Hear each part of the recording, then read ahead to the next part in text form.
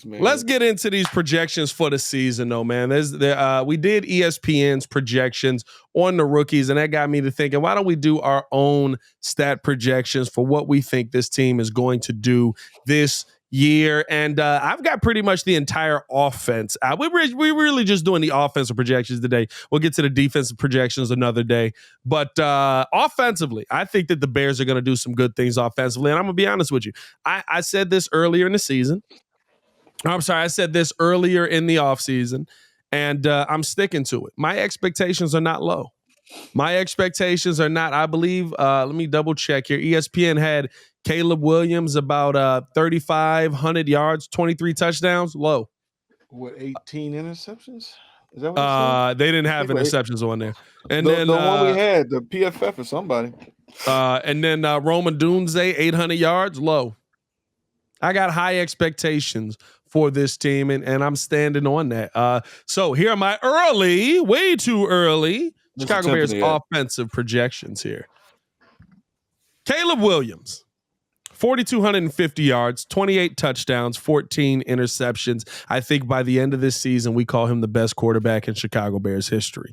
DJ Moore, 1,200 yards, 7 tutties on the season. I think that he is our leading receiver this year. Roma Dunze with 1,000 yards, 5 touchdowns on the season. I think that he brings up the rear at number 2 right there. And then Keenan Allen. Keenan Allen coming in 3, 800 yards, 6 touchdowns. He's the one who I think that Keenan's really, really ridiculously good, but I just don't foresee the Chicago Bears throwing him in a ton of situations where you would see a long-term piece, because I don't know if the Bears are going to re-sign Keenan Allen. I don't know if the Bears know if the Bears are going to re-sign Keenan Allen. Then I got DeAndre Swift coming in, 300 receiving yards. 300 receiving yards. I think I had him getting 2 touchdowns. Let me double check my notes because I don't know if you threw that one in there. Yeah, 2 passing touchdowns this season. And then 1,000 yards rushing and 6 rushing touchdowns this year. I got Cole Kmet getting 500 yards, 4 touchdowns. Roshan Johnson, I got him getting 200 receiving yards, 550 rushing yards, 4 rushing touchdowns. And Gerald Everett bringing up the rear, 250 receiving yards this season. I think that this Chicago Bears offense will be very, very potent. What say you, my guys? Well, I put mine out. Well, actually, it's funny. So, no joke, Breeze Nation. I did not know what Pat was going to say, and I was just objectively thinking when I put my numbers out there, because my numbers are actually pretty similar, because I'm basing this just like you said. The preface is we're not expecting him to be an average quarterback, but what happened?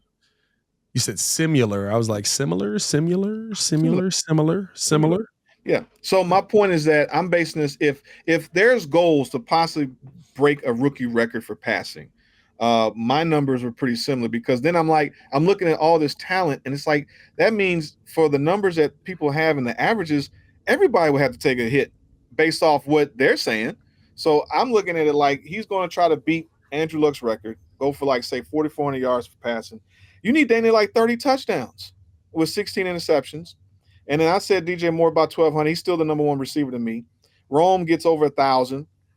So DJ Moore 1,200 yards, 8 touchdowns. Rome Dunze 1,050 with 6 touchdowns. Keenan Allen, I just feel like he is the safety valve, but he's going to be short yardage stuff, so he gets a high amount of touchdowns with 850 yards receiving. DeAndre Swift, I said just 500 yards receiving. I think he's clearly 1,000-yard rusher. And then Cole Kmet, I'm like, he's got to get his yards. I'm giving him 600, with 4 touchdowns. So that was kind of last minute as we were trying to put the show together, but that's kind of what I was thinking with my numbers. Yeah, I don't know. With me, I got Caleb. I want to say 3,800, 28 touchdowns, 16 picks. Then after that, DJ Moore, 12,000. I'll give him 8 touch. 12,000? I like 12,000. 12,000 yards, crazy, bro. 12,000 is wild. This man breaking career records in one season. No, 1,200. He's a Hall of Famer, bro. 1,200 with the 8 touch. I was going back and forth on the Rome and Keenan thing. I don't know. I truly honestly don't know. I want to say just because Caleb has more of a connection with Rome. Well, he had more of a head start with Rome. I'm gonna say that Rome just comes in under probably 950. I'll probably say 6 touch for him. Keenan, I'll say like 825, somewhere around there. Cole, I think he's gonna be a red zone threat. Pretty much, I could definitely see him doing that. I think that he probably gets about 6 touch. About 5 of those might be in the red zone because I'm just imagining what this team will be able to do. Like once you get down to the 10, like it's literally almost, hey bro, like what do you do at this point? Yeah, you got And options. then, I think with Swift, I think that you get 650, but you also get the 300 receiving yards. So I think 950 in total. I think he does give you some go because I think he's gonna split. Some of the workload with Herbert. And yeah, that's just the way I see it. I think just because of the way, Caleb's been talking to me just even yesterday.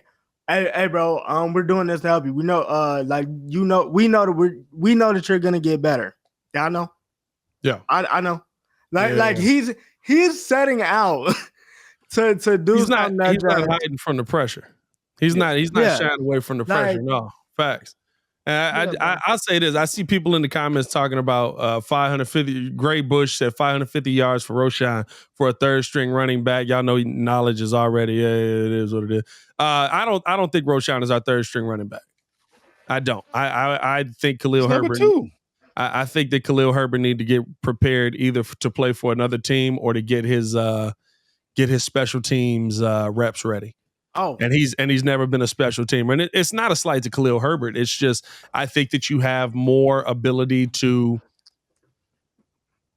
You have more of an opportunity to put either Khalil or DeAndre Swift back there, and a defense say, well, they can block a little, they can catch a little, they can rush a little. Okay, we got to keep an eye on what they're going to do versus Khalil Herbert, who if he's